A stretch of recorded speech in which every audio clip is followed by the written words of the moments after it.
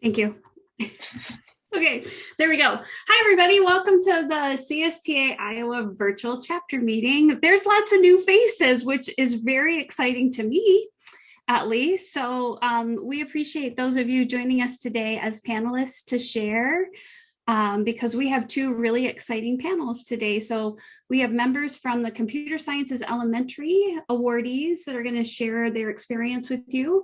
And then we also have panelists that will talk about their experience going through the script process, which helps districts to come up with their K-12 computer science implementation plan. Spoiler alert, it's a requirement that's due in July. So those of you that are here today to learn more, welcome.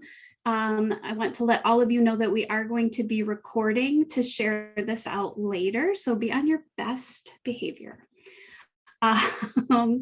Allison and Ren, is there any other information I need to share? No? Okay, well then I'm going to hand it off to you two to kind of give an overview.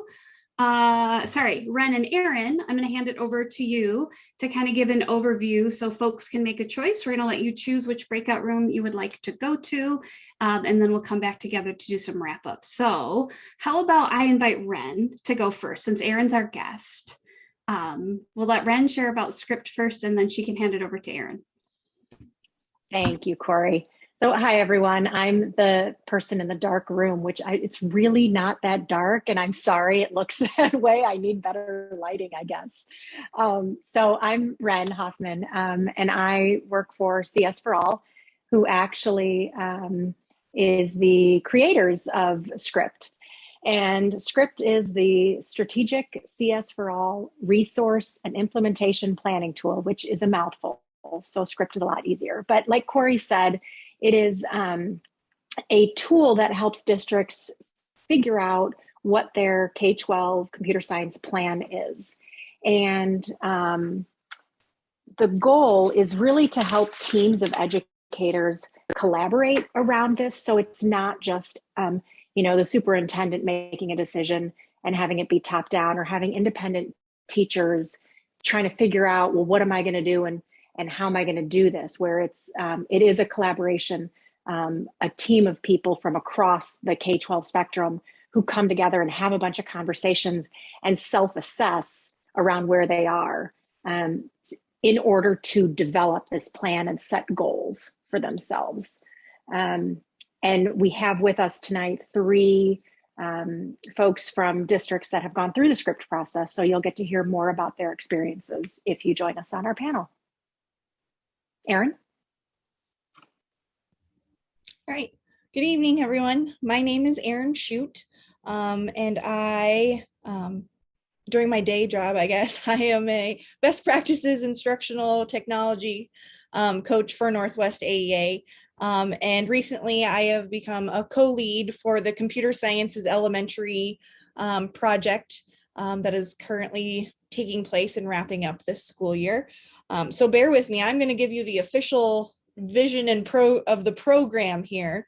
So in 2019, the vision of the Computer Sciences Elementary project was to transform 6 high poverty elementary schools into showcases of outstanding computer science education, including career exploration with employer partners no later than the 2021 school year. Well, that piece of that vision changed. They actually extended it to an additional 6 schools. So there are 13 schools, including Les Hills, that are a part of this Computer Sciences Elementary project. And due to COVID, we extended another year. So we are wrapping up a 3-year project this year. These schools will serve as model schools for the state in terms of computer science implementation at the elementary level. And computer science is a new basic skill in the 21st century, so building a strong foundation early for all students is critical. This will ensure that they are well prepared later in their personal and professional lives, including for a dynamic workforce where a growing number of jobs require computer science skills. So a big component of the Computer Sciences Elementary project is community partnerships. And there was a $50,000 award that went to these schools. So during our breakout today, we'll talk with some of the schools and ask them questions about, in general, about their project, how things are going, and what they have planned for the future. And spoiler alert, back to Erin, is that she was also a member of the CSS Elementary, one of the schools. So you've got yes. a very high-powered panel that she's going to be high-powered. But, you know, there's a lot of information in that panel. Thank you, Ren.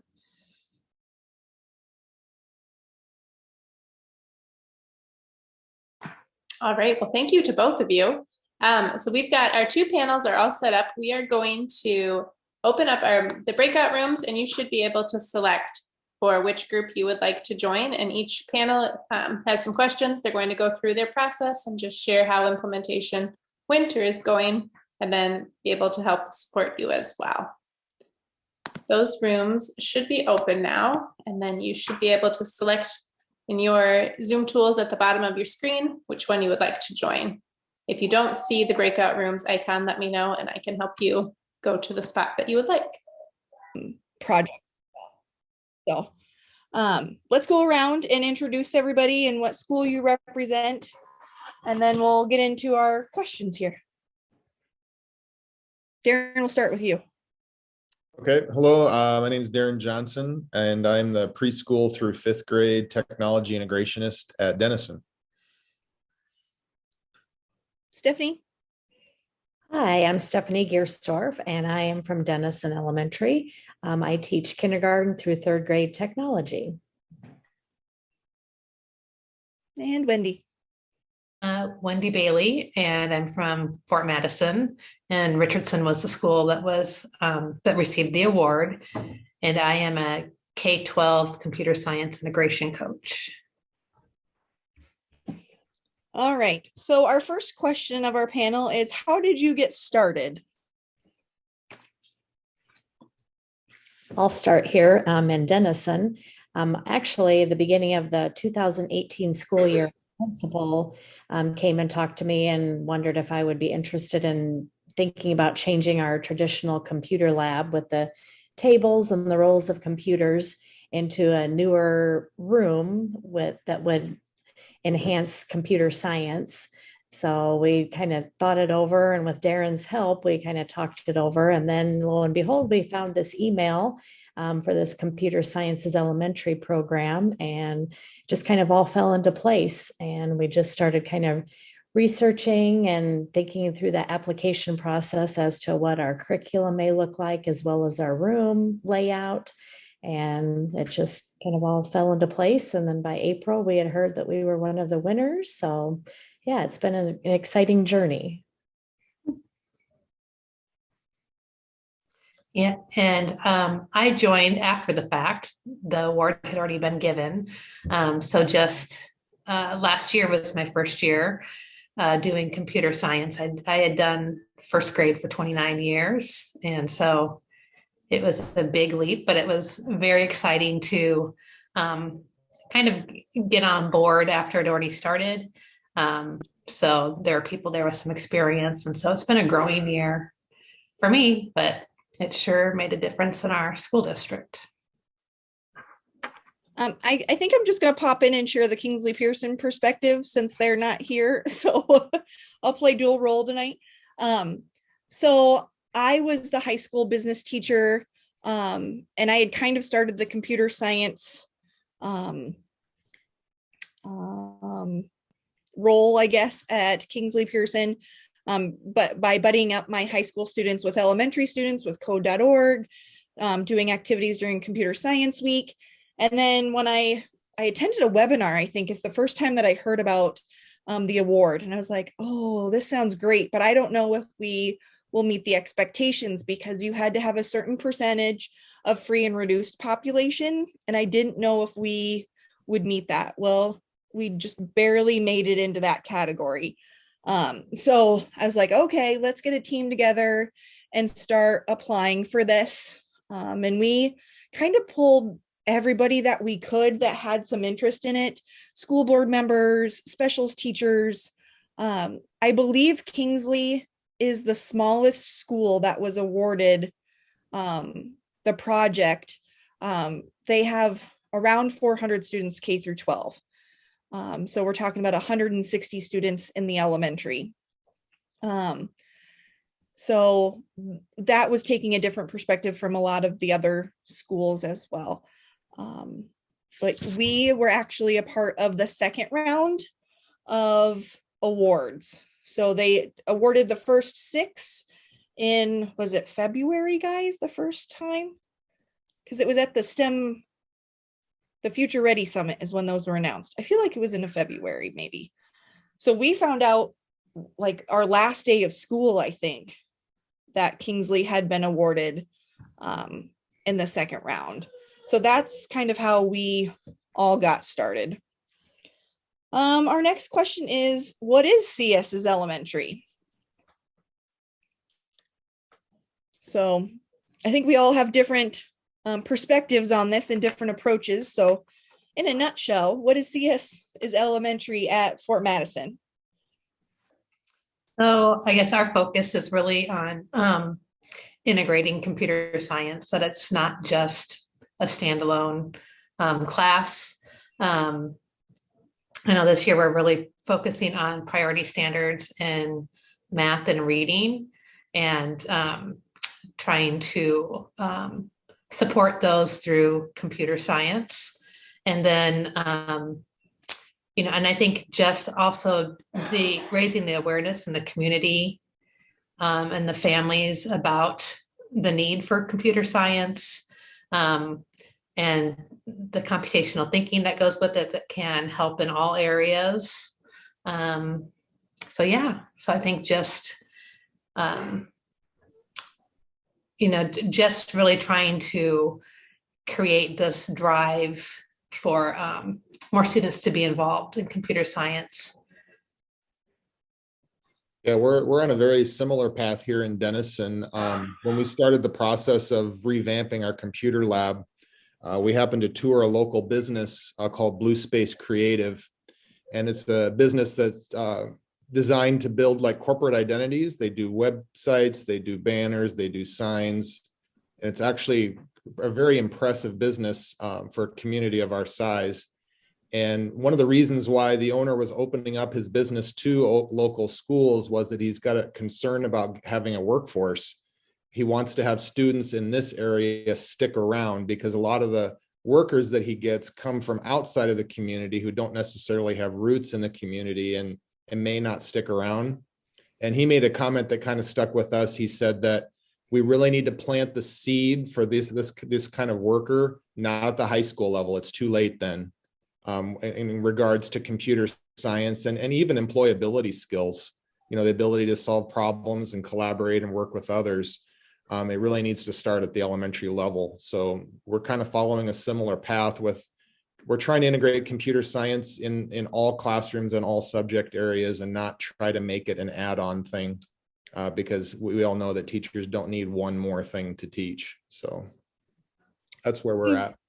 Kingsley Pearson taking a very similar approach, doing the full integration at all grade levels. And when we wrote our initial plan, our vision was to be the computer science model school for small rural schools in Iowa. So we took a very dedicated, I guess, direction in connecting computer science to our agricultural roots in the community to show that technology is being used all around you. And it's not just technology, there's the computer science aspects as well. So, because a lot of our students won't leave the community, which is very different from a lot of communities where they're getting these skills and leaving. Well, we want to say, get these skills and stay and see the opportunities that are within your own community. All right. So I guess I didn't mention a part of the project as we come to an end is creating a blueprint that will be available to all schools across the state. So right now, all the schools are deep into creating their blueprint, which is essentially a map of their entire project. So let's kind of get into that a little bit. And what does your blueprint look like? And how is it supporting your work, I guess? I'll go ahead and take that one for Dennison. We have put our blueprint into a website. We have different categories then that kind of walks us through, and everybody at other schools can look at it as well. That it goes through from our timeline of when we started, kind of a little bit about our budget and how we purchase different items. We have a section in there with our business partners and how we incorporate them into our curriculum. We have a section with the curriculum that I teach as a technology instructor. That way it also is available for classroom teachers to see what I'm doing inside my room, so they can kind of take it one step further into their own individual classrooms. One thing I do like about the website is that it is a live document, so we can always make changes to it and keep things updated, especially from the curriculum perspective. We've always done Hour of Code for the last several years, but it's always been starting at kindergarten level. Well, last year we integrated it down into TK, and this year we're hoping to get it into preschool. So as we start earlier with these kids, they're going to move ahead in the grade levels, coming in and knowing even more about coding. So that kind of is a domino effect for the curriculum then that we have to teach. So it's kind of, we have to keep on top of it. And they just want more and more as these little kiddos become more competent with coding and the computer science skills. So that's kind of what our blueprint is. Yep, and we are just getting started on our moving ours into a Google site. We've got about 4 pages done so far, but we've been kind of going through our original document and updating it as things have changed. We started with just Richardson School. We have 2 elementaries, but we had Richardson got the award. The time that we got the award, that we were hoping to pass a bond so that the 2 elementaries would become one, and it failed again. So after the first year, we started to bring the other school on board. And so our cohort group has grown from like 4 teachers to now like, I don't know if we have about 12. We've added the librarian. We just added preschool this year, a special ed representative. And so, like Stephanie said, it's a breathing, living thing that just keeps changing. So that's kind of where we are. It's just kind of going back through and kind of tidying things up and putting them on the site. Kingsley also chose to create a Google site to house everything. I think in general, that was the path that a lot of the schools took. So if I am correct in my speaking here, all of those sites will then go into one bigger site that will house all of them once we're all done. So they're easily accessible for everyone. I think one of the big benefits of doing the blueprint is the thoughts of sustainability beyond this school year. So we've made a lot of progress in the last 3 years with our computer science plans and getting teachers up to speed and our students on board. And then now in May, technically the project is over, but the expectation is that all that progress continues moving forward.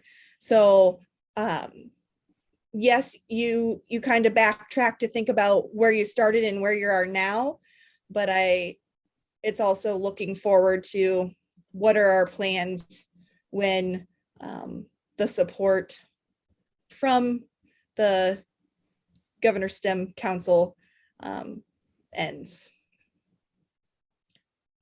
All right, so next 2 questions. What went well and didn't go so well? Well, I can speak to what went well in Dennison.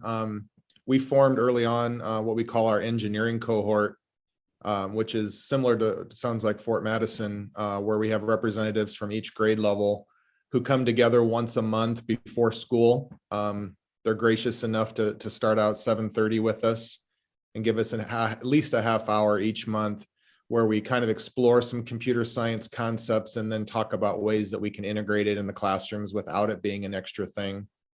And Steph, correct me if I'm wrong, did we start off in our first year was about 15 or 16 members? And then we've grown to, I think, probably 20 to 21 now, representing every grade level from preschool through third grade. They're just a really innovative group of teachers who are willing to take on new challenges. And the key is that in our school, it's a large school. We've got, in most grade levels, 6 to 7 sections. So if you've got 1 or 2, representatives from each grade level, sharing that excitement with the rest of the team is critical, because they're going to kind of have to go out and be ambassadors for us. But the pandemic, like with everything else, kind of curtailed. Our engineering cohort last year, we did not meet. So we were a little leery, little concerned about how much participation we would have this year. But like I said, we're up to 20 to 21 people, and they're just as excited as they were before to get rolling again. So we're excited about that. Yeah, and I think one thing that's gone well for us is our parent-teacher group and PTO also. They have really been supportive, and during over the last 3 years, then they've built STEAM labs at both elementaries, and they've supplied funding to get some more computer science devices, and they are just go-getters. They really want this for their kids, and so that's been really cool to see. And then we started off with one, like I said, the one school with one person per grade level teaching computer science, and they would just go between the other classes in their grade level. But after the summer, we had a week-long computer science week where teachers could get paid through the incentive fund grant and also receive credit. And Nuvoco helped us with that. They were awesome. And we had about 40 teachers there, 45, I think. And so this year we have 2 grade levels. The teachers were like, I want to teach computer science too. And so 2 of the grade levels, the teachers are all teaching it themselves. So I think that's pretty exciting to see, because they're taking that on, where before they shared it, and like one teacher did science, one social studies, one computer science, but they're like, hey, I want to do that too. So I think that's been good to see. A challenge has been business partnership involvement for us. I know that we've reached out and they desire to help, but they are low on their workforce. And so they're feeling the crunch of that. So that's just been, I think, our biggest challenge, is just truly connecting with the businesses. One of our big things that went well and was really crucial to our success of our project was the funds that we could put into devices. So I feel like the funding there really created that equitable playing field for Kingsley Pearson's district. We were in a district that did not have reliable internet access, and it's kind of hard to do computer science things without, not all the times, but sometimes without reliable internet access. So we made infrastructure updates, we got devices, we got programmable devices, we got the things where a lot of other districts didn't need the things because they already had them. But that was tremendous in getting buy-in from teachers and students with it, is because we now had the ability to plug in and do those things.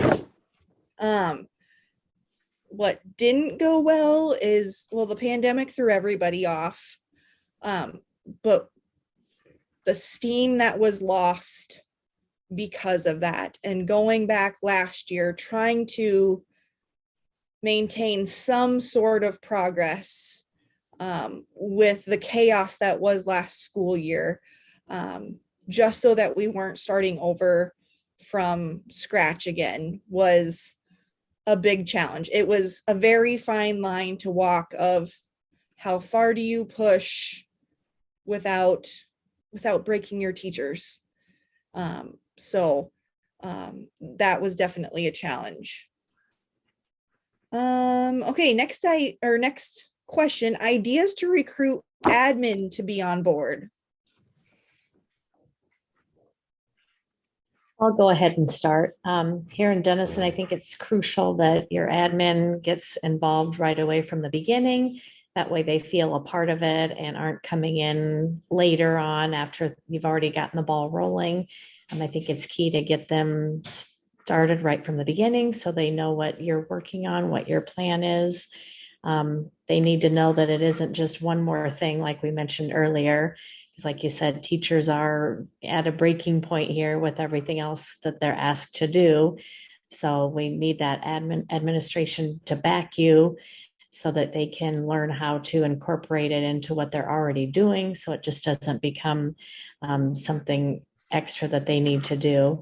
They also need to be aware that in the state that bill has been passed, that computer science needs to be in a high school course, I think by the end of this year, and then it's working its way down into the elementary in the next year or two. So they have that we need to make sure we're fulfilling those requirements as well.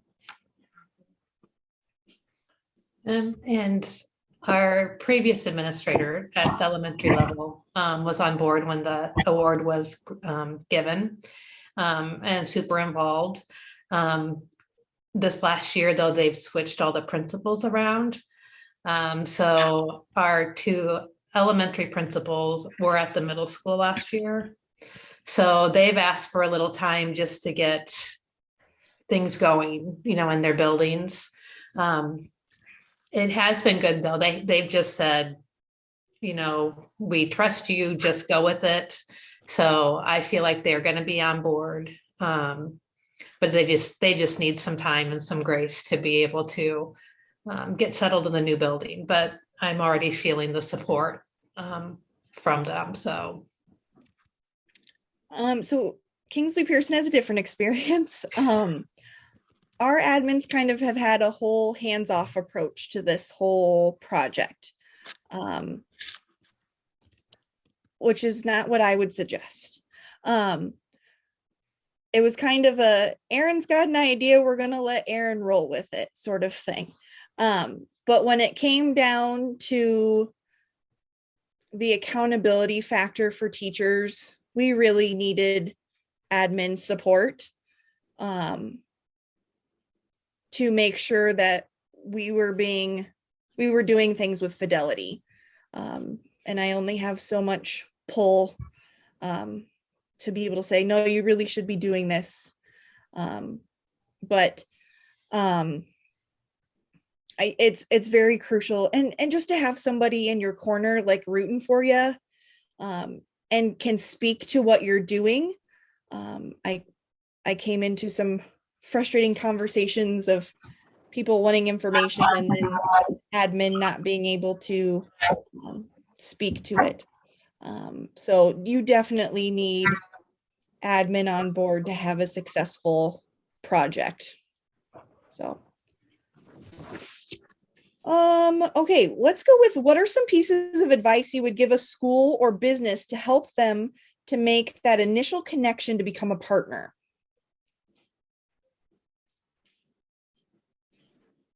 I'll go ahead and start with this one. So we were terrified that you had to have, I think we had to have one or two business partners to even submit an application. And we were like, oh my gosh, how are we going to find two people to partner with us on this? So we just got to sending out letters and making connections with any business that we could in the community.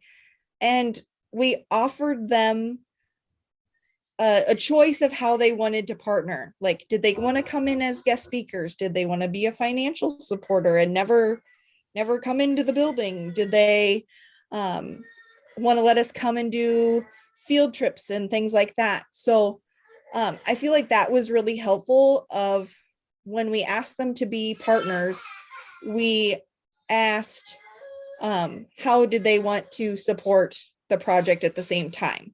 So it gave them an idea of what we were looking for.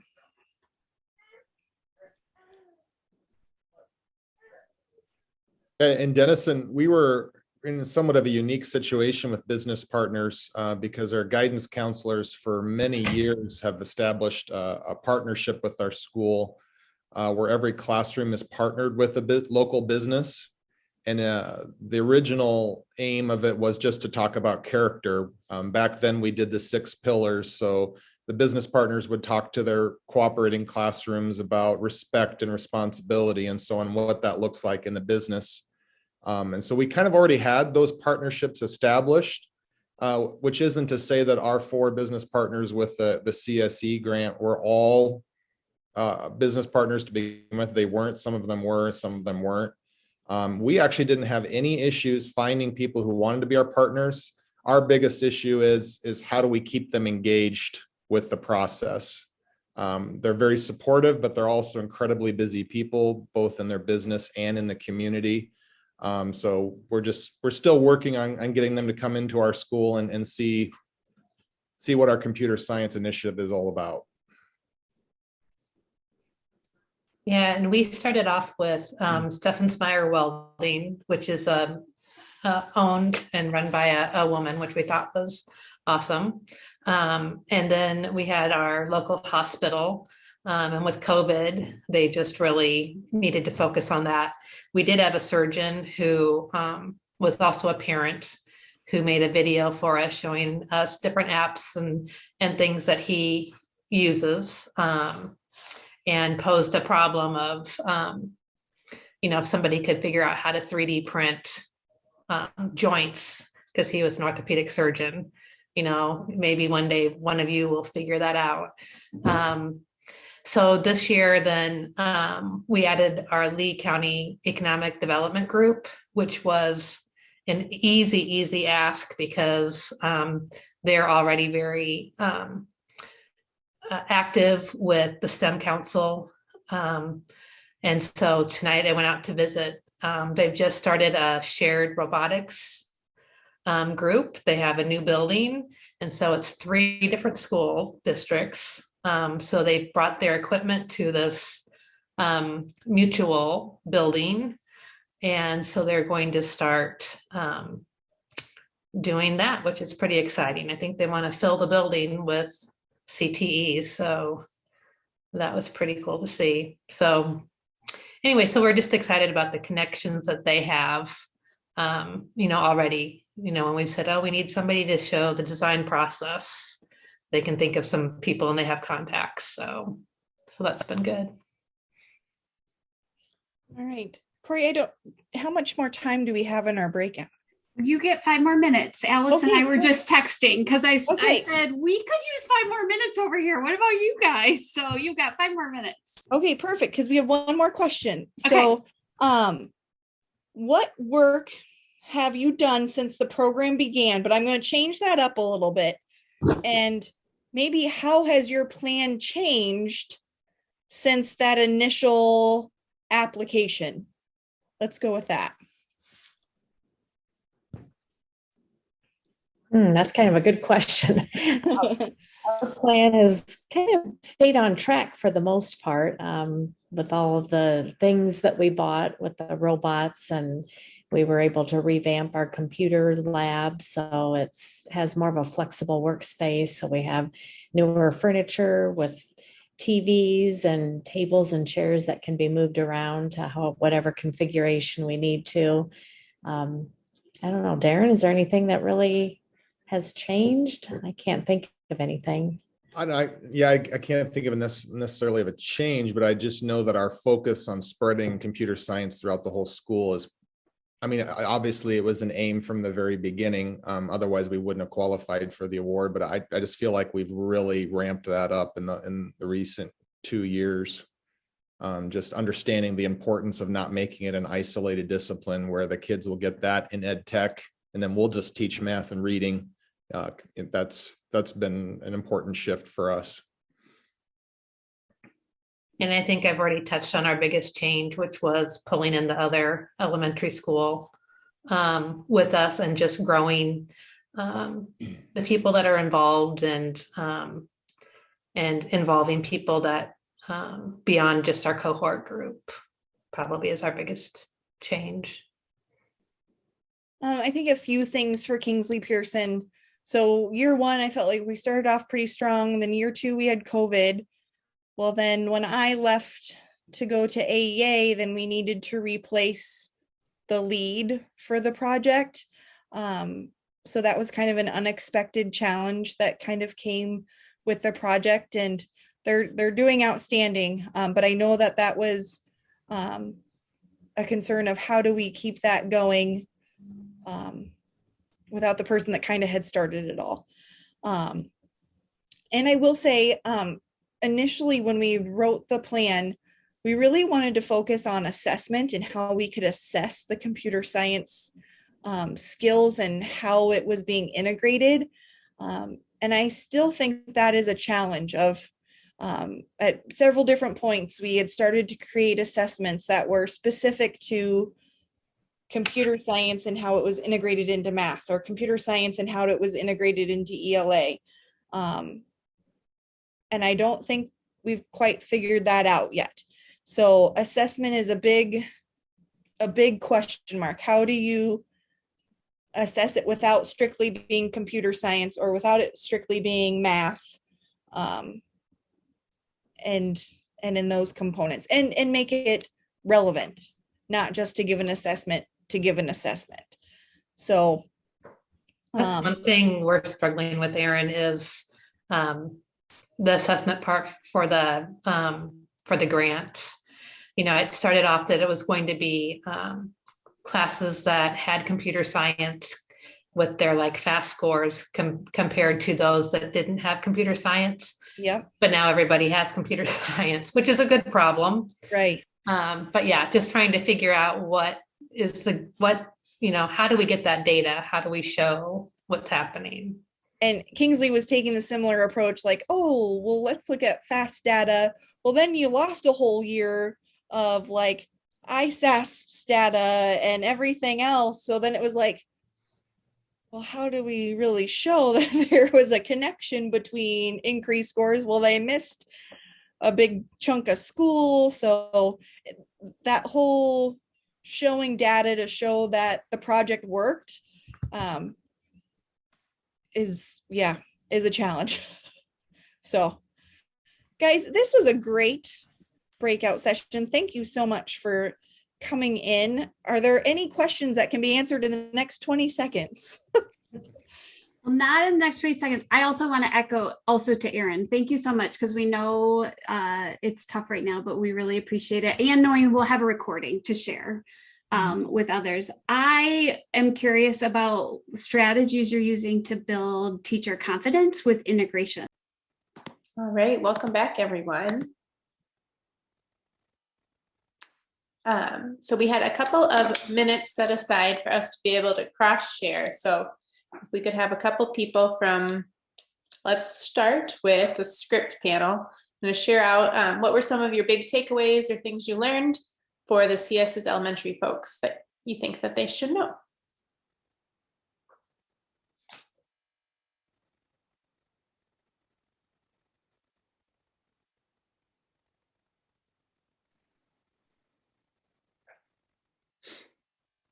Come on, scripters. We were a chatty group when we were in there.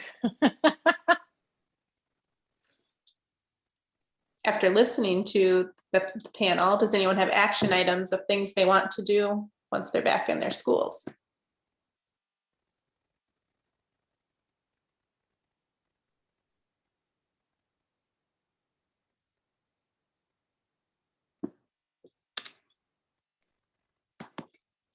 All right, well, I'm going to chime in then, since no one else is talking. What I think it was a great conversation, and we really ran the gamut of assembling the team and making sure those right people were in the room, and how for some of them, it was really easy, or it was difficult for the elementary side and difficult for the high school, or vice versa. It's different at each level, but that it's also all three of the districts had a different experience. So there's not every district going through it is not going to have the same experience. They're going to use the same tools, but it's going to look very different. And then what happens afterwards, again, looks different based on goals they've set. So I would say, I'm going to say that, there could be to-dos from contacting your AEA consultant to see about the script workshop, to seeing who in the school might be part of the team. We talked a little about who the participants of the team would be. So I think there's some real low-hanging fruit that people can start with, because as Corey mentioned in the beginning, that July 2022 implementation plan is going to be here before we know it. So reaching out to your AEA consultant, and if you don't know who that is, I'm going to put it back on Corey that she can put you in touch with that person. Yeah, the other caveat, I would say, yes, please contact any of us on the CSTA board. We'll get you in touch with your AEA person. The other thing that is top of mind for us is also the high school requirement comes due in July, but we know high schools are starting to build schedules now. So if you're in that position in your district and your district's not engaging, tap the shoulder of a person that you know, because honestly, that's my biggest concern. Is I don't want districts to come to script in April and be like, our schedule's done. So the AEAs are working really hard to do another push to encourage folks. So spread the word to your educator friends that if their district isn't engaged, we're trying to help them. We want everybody to be on track and not be playing catch up later this year.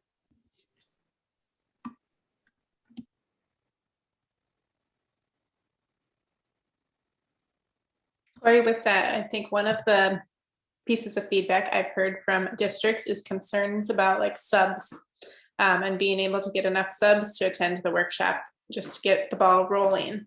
What are some of the solutions the AEAs offer in order to support that? I'm going to encourage you again to contact your AEA person, because I don't want to speak out of turn. Yeah. Because every AEA is doing something a little bit different based on those consultants. But what I can tell you is we're all very aware of the subs shortage and doing everything we can to meet district needs. So please let us know. Bridget on the call and I are at Grant Wood. We're going in and meeting with districts on their PD days, or AEAs are doing everything they can to support districts and make it easy. So reach out to your person. Yep. And Tyler at Northwest just put in the chat what they're doing. So I just say, I think reach out to them and know that we will help you. There's also 20 of us in the state of Iowa that are trained script facilitators. Ren would be one. We have some STEM hub managers also. So I believe Samantha Dalby is still a trained script facilitator. So we've got also people outside of the AEA that could help you. So reach out. If you ask for help, you're going to get help. It's a Corey Rogers guarantee. Perfect. All right, anything else from script? All right, let's turn it over to the CSS Elementary folks. Any key takeaways from that group? Things you've learned?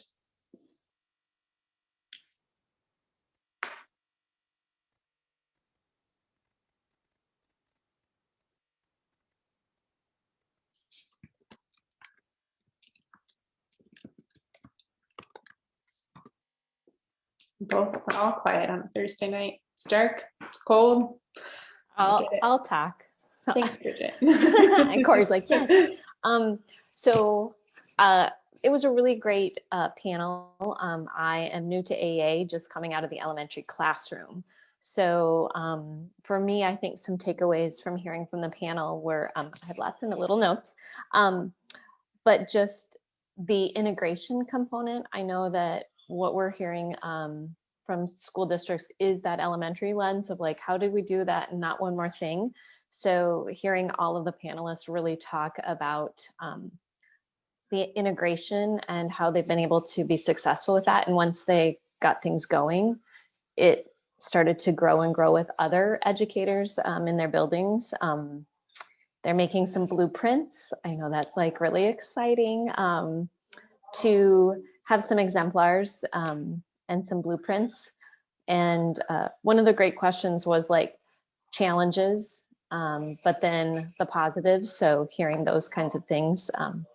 And I know it was Darren, I believe, said that a local business said that we need to plant the seed of computer science and employability skills at the elementary, because otherwise we won't get them at the high school. And I've always felt that as an early childhood elementary educator. So it's awesome to hear that business partners feel that way too, and could help build that capacity.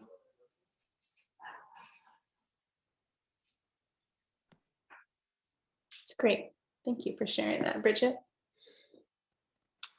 I am going to turn it over to Ren, if you're all right with that. And we have at our last, is it September or October session, we started talking about CSS equity. And just said one of our commitments for this year, our goals is to be able to keep coming back to this theme and being able to look through. So we've got look at how this applies. So we have a Jamboard link that I'm going to post, and then Ren, I'll let you start us off with that, if that's okay.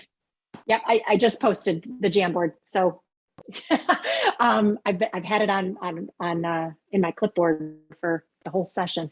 But we wanted to make sure we talked about equity and made sure it was something that was part of the conversation all the way through, because it is a part of computer science, just at its the guts of computer science. And so what we did, if you go ahead and go to that Jamboard, what we did last time was or what our plan is, maybe I'll present it that way. There are standards about equity. And so the link takes you to, what is it? Slide 4, it looks like. I don't have my glasses on, I can't see that. But what we're doing is asking you to take a look at the standard and think about, if you page to the next screen, is to add your thoughts about what does this mean, look like, impact? How does this connect to you? How does this standard connect to you and what you're teaching, what you're learning, what you heard tonight? If you're not in the classroom, how does this connect to your work? And so what I'd ask is that you, it's actually, there's space to put your stickies on the next slide. So the standard 2 is equity and inclusion. So effective CS teachers proactively advocate for equity and inclusion in the CS classroom. They work towards an intentional, equity-focused vision to improve access, engagement, and achievement for all their students in CS. And so there's 2 indicators: examine issues of equity in CS and minimize threats to inclusion. So what does that look like for you? If you go to the next page, if you want to add sticky notes, there's that panel. If you've never used a Jamboard before, there's that panel on the left side, and I believe it's the 5th one down, the one in the middle. It looks like just a little sheet of paper that's a sticky note. And add a sticky note and add your thoughts. How is this happening in your classroom? How does it happen? If you're, I'm going to pull out a role that I know is in the room, is on the call, is if you're a curriculum director, how does your work connect to this? How does, are you thinking about this? So I'm going to zip my lips for a minute and let you guys think and put your ideas on the Jamboard.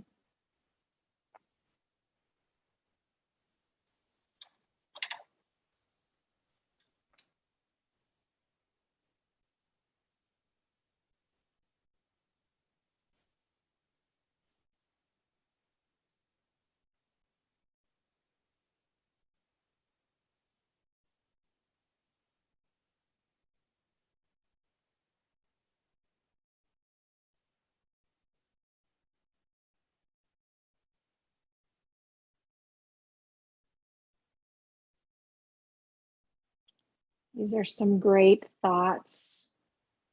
I love that someone connected it back to directly to script. And I love the idea of, are there courses that are, especially at the high school level, that they're offered only when, for example, band is offered. So you automatically are excluding a group of students.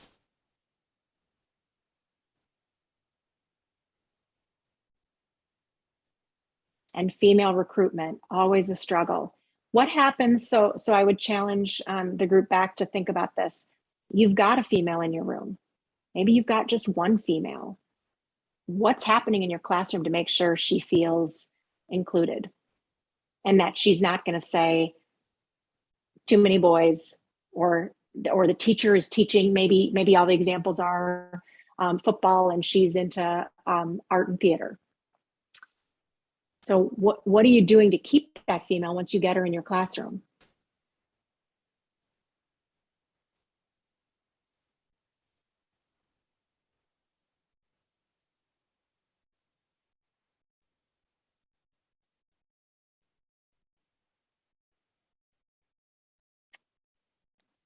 And so someone made a comment of making students aware of bias first, what it might look like. And so I wonder, you don't have to, but you're welcome to chime in. Is that a lesson? Is it something you actually walk through with the students? Do you have something created? Because I know people on the call would say, share, tell me, let me learn. How do you do this? Help.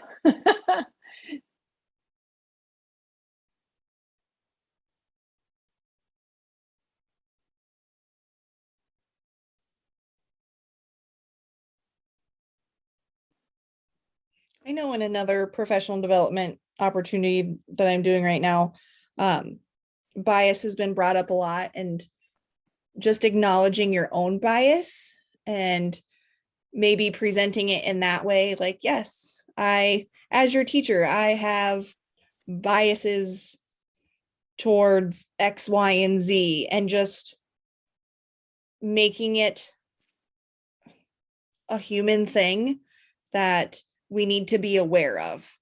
And I don't know what age group that happens with. I would assume older students, but I think, because I think that's a hard thing to ask students to think about. So maybe turning it back onto yourself, and having that conversation with them from your perspective.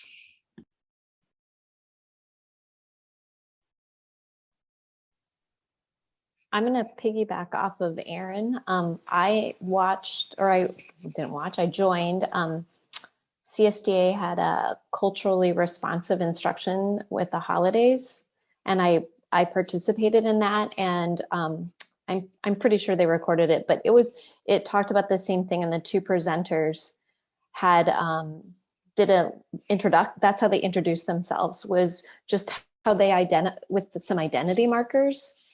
And then through that lens, they bolded certain ones that kind of spoke to them and their identity and how that might be their lens in life. And it was socioeconomic and spirituality and all sorts of things. And saying, knowing their lens first, help them realize that then we need to, know where we're coming from, but then also to be open to, just because our power words or our power identity pieces aren't the same. And we had a discussion even how you even introduce that with the littles, not just the big kids, about celebrating different holidays and thinking about the biases and cultural diversity and allowing those conversations to happen naturally, and then incorporating them with different computer science activities. I'd highly recommend it. So I'm going to add one more idea, or I guess it's two ideas. CS Ed Week is coming up soon. And one of the things that they are doing a huge push around is I'm going to say it wrong, Corey, CS Hero posters. Is that? I don't have that link ready yet, Ren. Oh, okay. No, it's okay. No, it's cool. Up on the CS Ed Week. Yeah. So they're doing CS Hero posters with regular people, different cultures, different jobs. Oh, look, someone threw it up there. Oh, Corey did. So that is a way. So I saw on some of the sticky notes, bringing in examples of females in CS, letting them see, because how can they be something they can't see? But the other thing is with CS Ed Week, there are other activities going on. There's an activity going on each evening or afternoon that might, oh, look, you put mine up there. Yeah, I was waiting for you to say something. Anyway, there are these posters, and then there are activities coming up in CS Ed Week that might, like the KPOR Center and folks who are going to be sharing that you might find some resources there as well. So thank you for participating in the equity activity. Yes, it's phenomenal. So thank you all. It's also a nice segue into part of the CS Ed Week resources from CSTA around helping kids research and create CS Hero posters. Similar to all the things you put on the Jamboard in Iowa, a request that I get pretty regularly is I want to show diverse computer scientists to my kids. How do I find them in Iowa? So please, please, please share this link out with professionals, with other educators, and we're encouraging folks to have the students make them too. Kids can be CS heroes already in Iowa. So you'll see Ren's poster there. Steve Davis is a business partner we have that's already created a poster. So what we're trying to do is create a large repository of Iowa computer science heroes. As soon as we've got a folder full, we're going to share that folder out with you through the AEAs and through CSTA Iowa. So this link right here is the really important one, because there are two ways for folks to participate. There's a Google slide deck where you can make your own poster. It has directions. We also recognize that many companies, because of security reasons, don't use Google. And so there's also in the forum a spot for professionals to submit all their information. And then someone from CSTA Iowa or the AEAs will create a poster and share it back. So please, please, please share this out to folks because we'd love to be able to have this. Also, I don't have mine handy, but any of you that went to the national conference virtually last summer, you got that deck of 52 influential women in CS. We are hoping to make a Iowa deck, but that would require us to have 52 posters. And I think we're at 10 or 11 right now. So please make your own, first of all, because every single one of you on the call is a Iowa CS hero. And then also please share this so that we can spread the word. So we'd love to have posters for you all to pull from. The other thing that I shared in the chat, because I had that one ready, not the one, of course, that Ren segued to so beautifully. So I'm sorry, Ren, is we do, CSTA Iowa is offering licensure credit for you to do things like attend this meeting. Ren is doing it and Dan is doing it. You can sign up until tomorrow. So if you're going to attend virtual meetings with us or virtual meetings with CSTA, like the one Bridget mentioned would count, we're trying to make it easy for you to get a license renewal credit that's connected to computer science. So yeah, Ren said do it. The link takes you to an article that has a list. We'd love to have you join us. We also know that this year's bonkers. So know that Allison and I intend to offer this again next year. So put a pin in it. If you can't do it this year, you'll have another chance. But tomorrow's the last day to sign up. And then you have until, I don't know, May or June. I was thinking May, maybe. We're going to help you pass. So you've sure got you until June to make it work. So just let us know. And then we want to, past 8. So sorry. Thank you to the panelists who join us. We really appreciate you sharing your expertise and your time with us. And thanks to the members for showing up. We do not have a meeting in December. We give you the gift of time to celebrate whatever you celebrate with whoever you love. So please enjoy that break, and then we will see you back in January. Have a good night, everybody. Bye, everyone. Good to see you all.